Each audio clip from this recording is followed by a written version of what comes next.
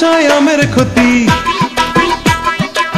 কুয়াশায় আমের ক্ষতি, কাঁঠালের কি আসে যায়? যৌবনে পা দিলে নাকি অমৃত ফল মিষ্ট হয়, যৌবনে পা দিলে নাকি অমৃত ফল মিষ্ট হয়। কুয়াশায় আমের ক্ষতি, কুয়াশায় আমের ক্ষতি, কাঁঠালের কি আসে যায়?